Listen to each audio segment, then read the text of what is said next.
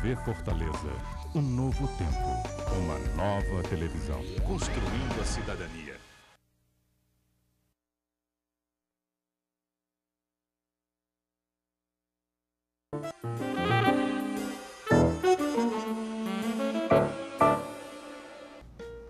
Alô, amigas, alô, amigos, eu sou Carlos Horácio, chegando aqui novamente com o Fortaleza-Jazz, seu programa semanal de jazz, um gênero de música até então inédito na programação de televisões cearenses, uma iniciativa arrojada da TV Fortaleza, Canal 6 da NET, uma emissora da Câmara Municipal de Fortaleza.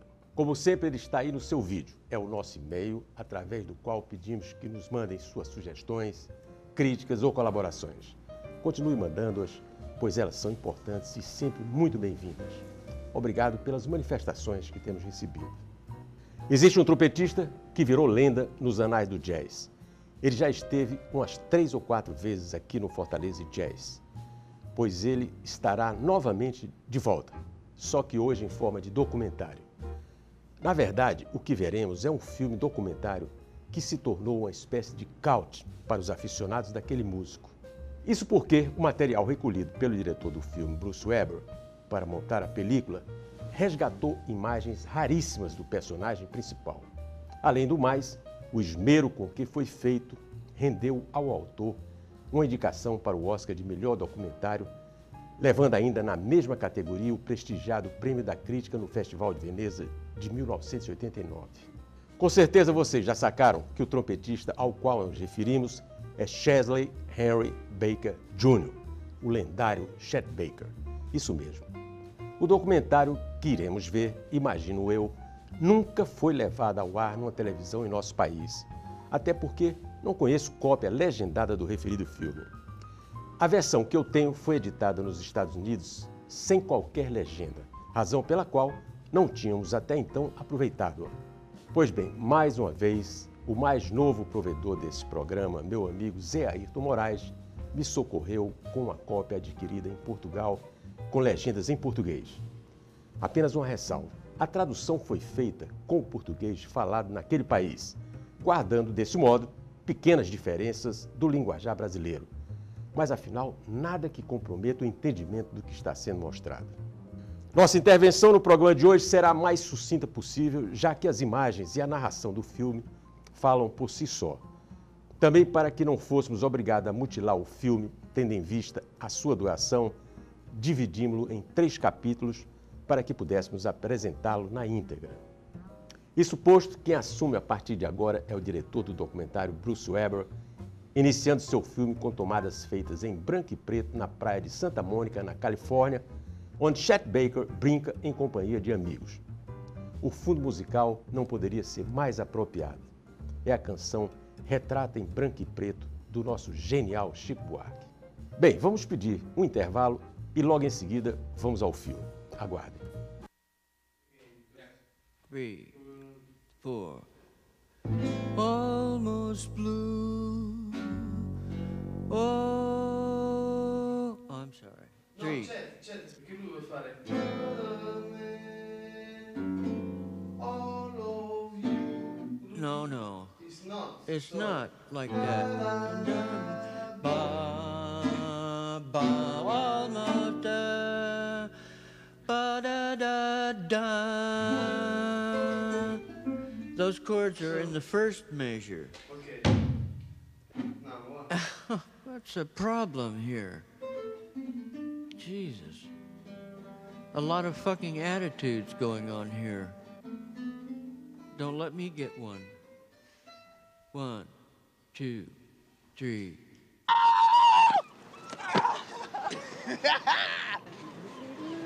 Touch late, man. Touch late.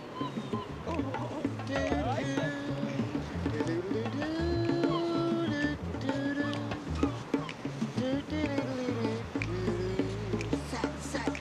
Boom.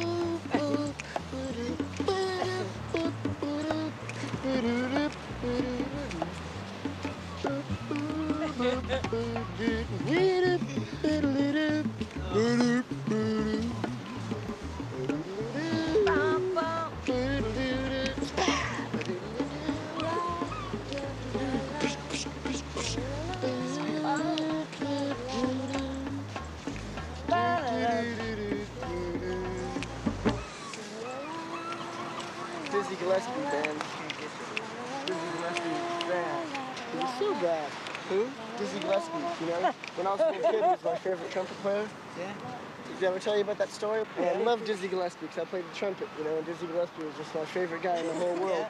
And then I went to go see him play, and I snuck backstage, and he came up to me, and he like put his arm around me and hugged me close for about 15 minutes and just talked to me. And you Chet just did a gig with him in Paris. Really? Yeah. They played a double bill. Let's see a So jump. cool. Let's see a jump.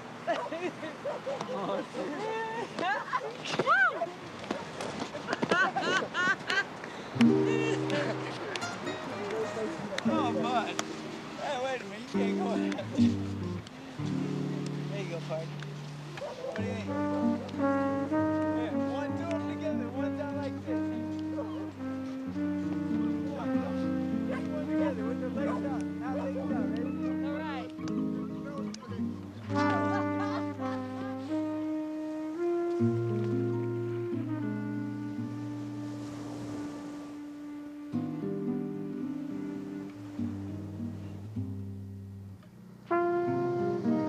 Quante volte l'anno sei in concerto? Per esempio quest'anno? È difficile. Quest'anno lavoro 8 mesi. 8 mesi. Turni dopo turni. È difficile a fare la musica? È vero?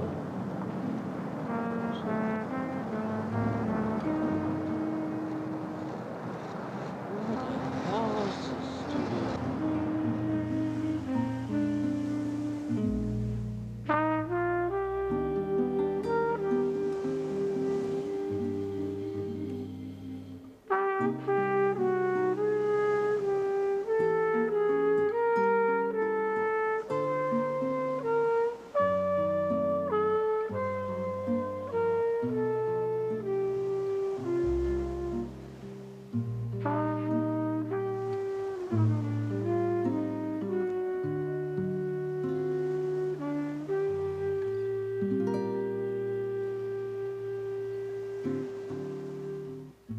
Everybody has a story about Chetbaker.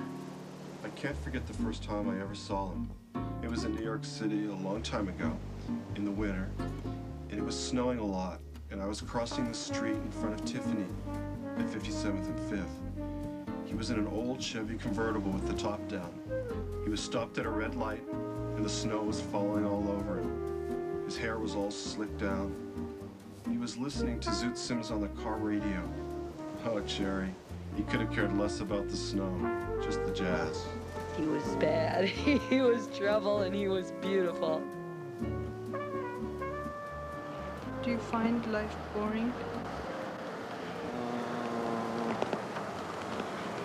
Under some circumstance, it can be very boring.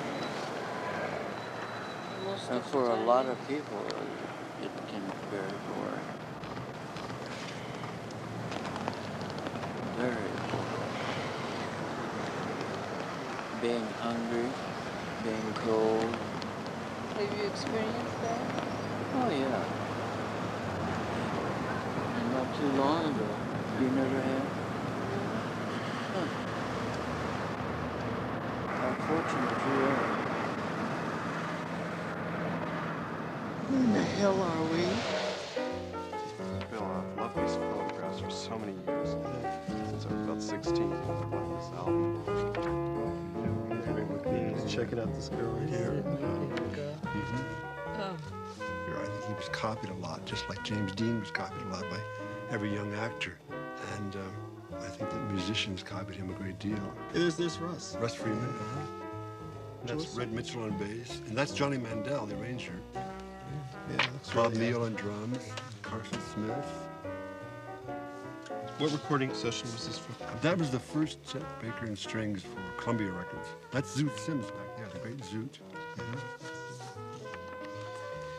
That's the old Tiffany Club. That's Charlie Parker. Charlie Parker was in town, the legend, and he chose Chet to play with him. How did the Chet jazz greats. get to play with Charlie Parker? Do you remember? Charlie Parker heard him playing somewhere, and said, I like that kid. And the legend was that Charlie Parker called Miles Davis and Dizzy Gillespie and said, hey, there's a little white kid out here who's giving you a lot of trouble. You better watch out for him. Dick Bach was a young record producer, and he was recording Chet, and so I showed him the pictures, and he hired me to come and start photographing.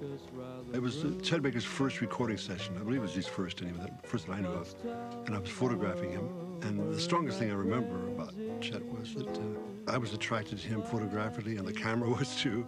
And Chet just drew like a magnet, like he was, you know, he loved the camera. But yet it was very unpretentious. He didn't know he was doing it, or at least it seemed that way. And I just kept taking more and more pictures of him and forgetting about the rest of the band, but I, you know, had to cover the whole thing. And later that night in the dark room, remember, I'm a very young photographer, a young guy trying to be a photographer. And the film was developed, and I was making enlargements, and the image was coming through in the developing tray. And I remember having a very strong feeling of, for the first time, of what photogenic meant, or what star quality meant, or charisma. And that was a new word in the mid-50s, so, you know. And I thought, God, this guy's got all that stuff, and I discovered him, you know, photographically. Well, he always had wonderful-looking ladies with him, and he always drove wonderful cars, even when he couldn't afford them. And usually he had his dog there, too, a wonderful dog, sitting in the recording studio, which was unique. But you know how it is when you're young, you think, and you hear a new piece of music, or you find a new artist, and you figure you discovered them, you know?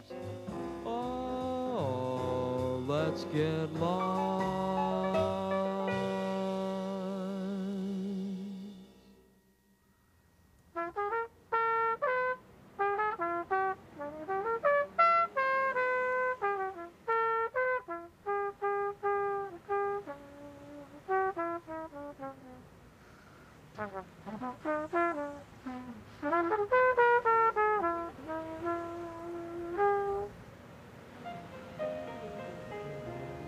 Was it in Tahiti?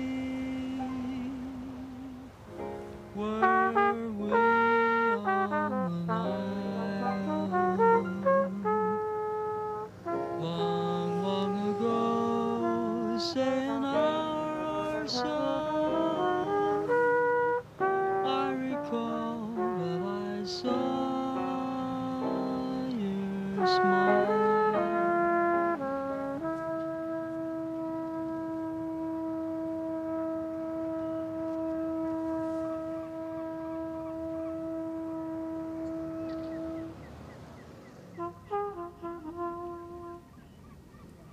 Il solista di tromba Chetbaker.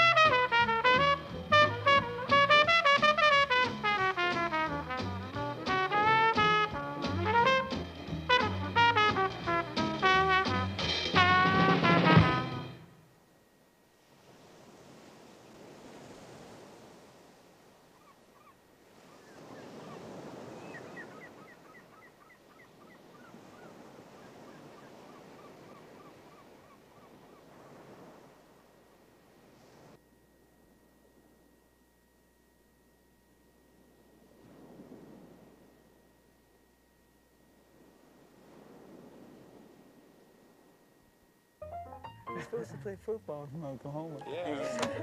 I'm supposed to pick up the horn.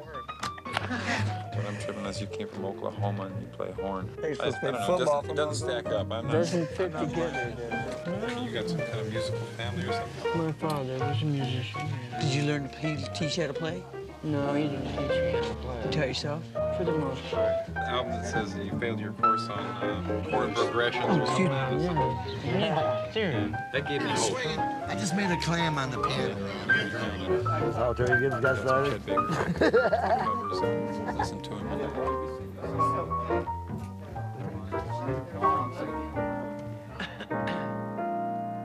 Want to take a take on this? Sure. You like it that deliberate? It's nice, man. It's good. All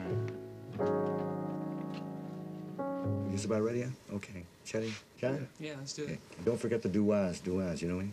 All right, here we go. I'll wait for you. All right. 3 and Wait a minute. 4. Let's just do it. Yeah, Or you want to rehearse the intro No. again? I think I got it. Okay. Okay. 3. Whenever you're ready, then. Okay, we're ready. Are we rolling in the booth? Yes, we are. Go ahead, Frank. Hold on a second, wait. Are they rolling? Okay, ready, John? Yes. Yeah, good. Okay, let's go. 3 and 4 and.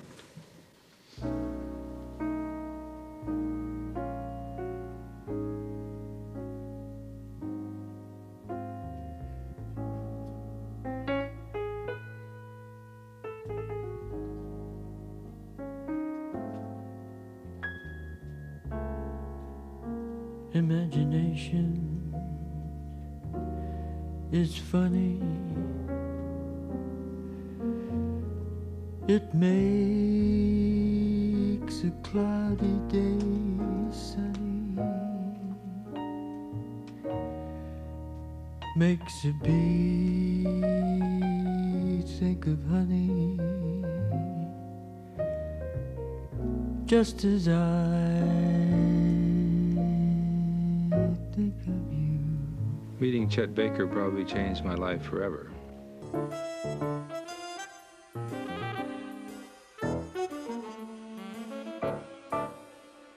Comece o dia bem informado na TV Fortaleza. De segunda a sexta, às 8 da manhã, Christian De Carli leva até você as principais notícias do dia, o trabalho dos vereadores e o que vai ser debatido no parlamento da capital cearense. Fortaleza 40 graus e os assuntos mais quentes do dia. De segunda a sexta, 8 da manhã, na TV Fortaleza. Um novo tempo. Cultura e informação a serviço da cidadania.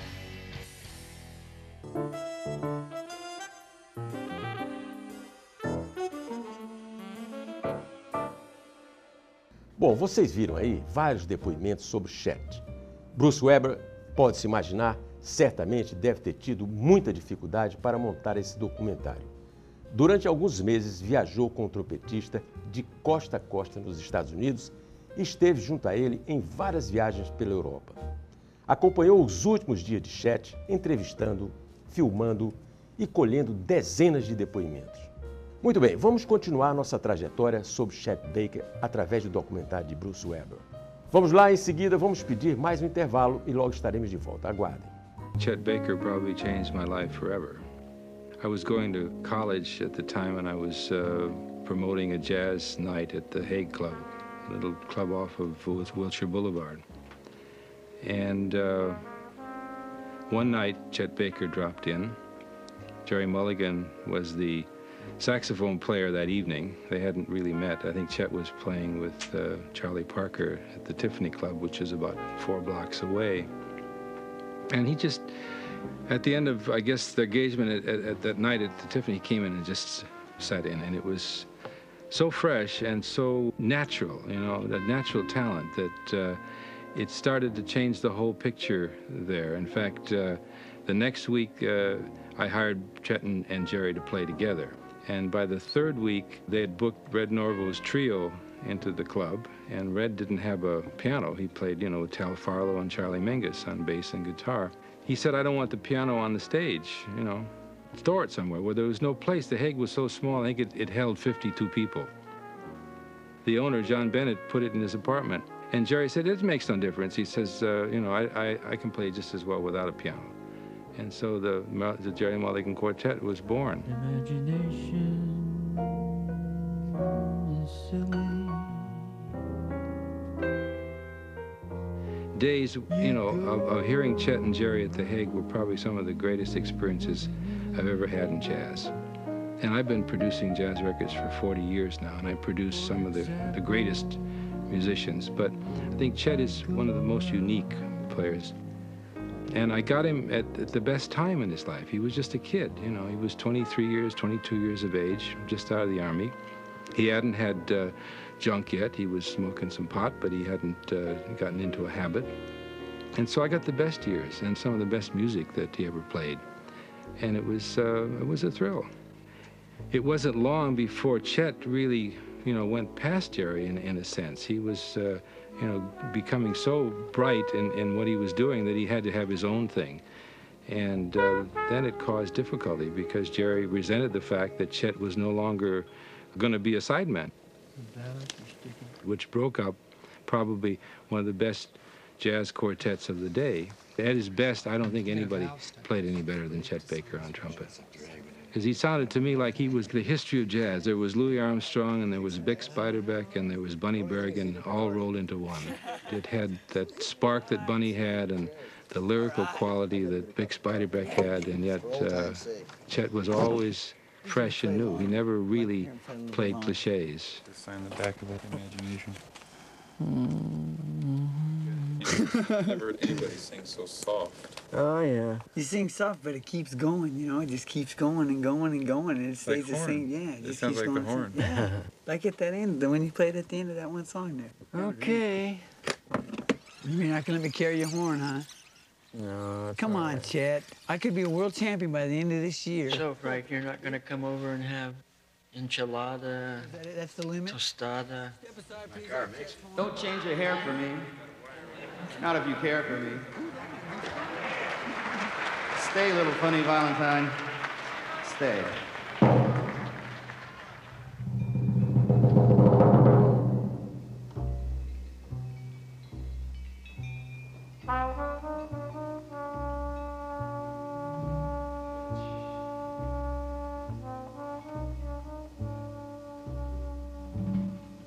I must say the other night when you brought me in, I hadn't seen him in, at least 15 or 20 years. I was shocked. I mean, I was just stunned that I didn't know it was the same person because he has changed so much. And it made me very sad, actually. But the moment he talked and sang, and of course played his trumpet, well then it just all came back as sort of a wonderful image again. And then I just forgot about the age and the change of his looks, because he sounded so boyish and innocent, and the same old thing again. It was wonderful. He just said, "Goodbye, Bill. It's great seeing you." And I thought, and he just kept looking, and I thought, God, it's probably gonna be the last time I'll ever see him.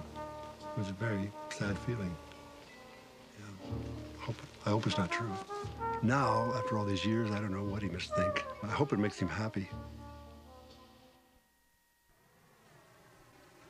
Are you looking for your lighter? Yeah. I'm always looking for my lighter. I got it. That's not mine.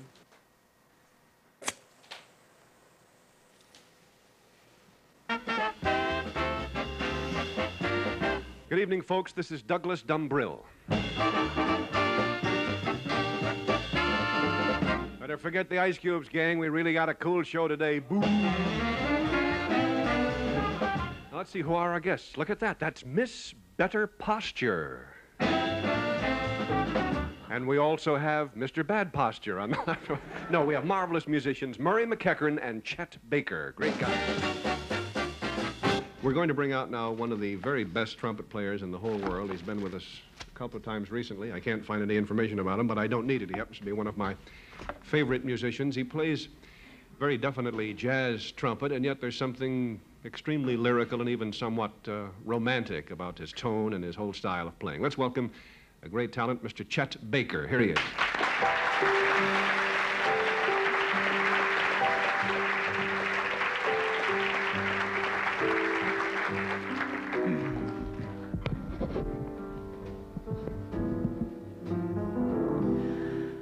lately. You've been so forgetful.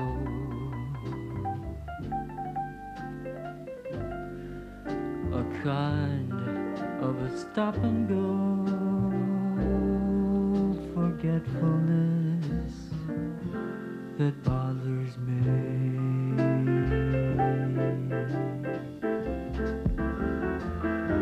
Kisses. I once had a net full. It was 1946, and I was 15 years old. And Hirsch brought Chetty over to my house, and my mother made bacon and lettuce and tomato sandwiches. And Chetty ate his, and then he took mine. And he kept eating. He was real hungry. My mother said, that guy is really hungry. And he kept eating, and she used to like to bake a lot then. She baked cakes, and he ate all the cake, too. So he was hungry. He was very thin, though. He was a good-looking kid, and he played the trumpet.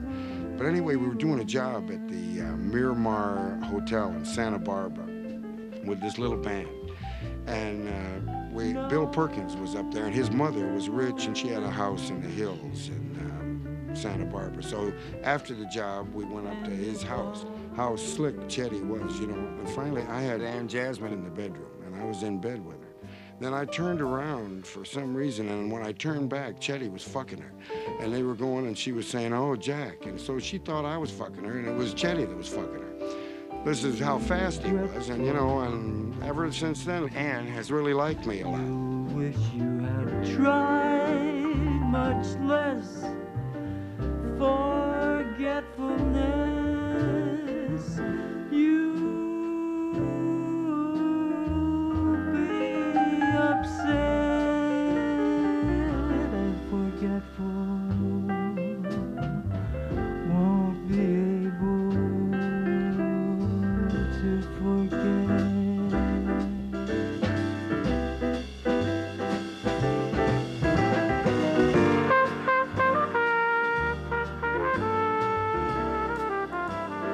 Between being an actress and being a singer, I was a camera girl, and I did it in LA. I did it at the Ambassador Hotel, the Coconut Grove. I was the only girl that worked in the place, and it was a very plush, nice job. And across the street one way was my father's club, the Tiffany. And across the street the other way was the Hague, where Chetbaker was playing. And we cared for each other very much. Well, we used to spend a lot of time driving. And I never heard Chet sing at that time. He would only sing in the car.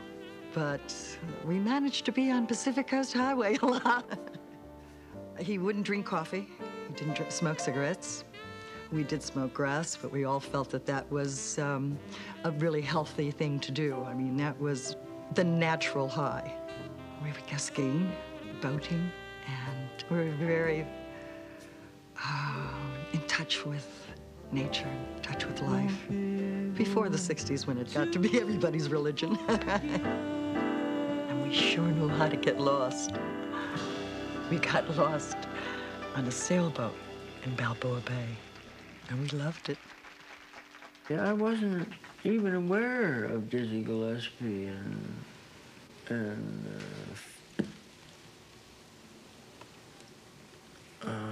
Roy Aldridge and Charlie Shavers and until 3 years later, actually, when I was in the Army in Berlin, and I heard I heard it on a V-disc, what they call a V-disc, over the Armed Forces Network thing. They started playing a lot of Stan Kenton and Woody Herman, and then Dizzy Gillespie and Charlie Parker.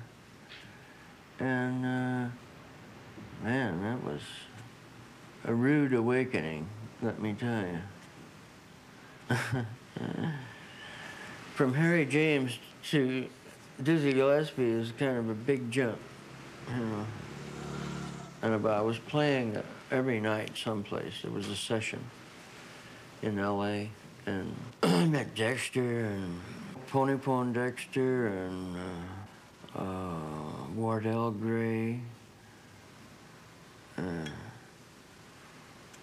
Frank Morgan, who has just been playing in New York recently, and Hampton Hawes.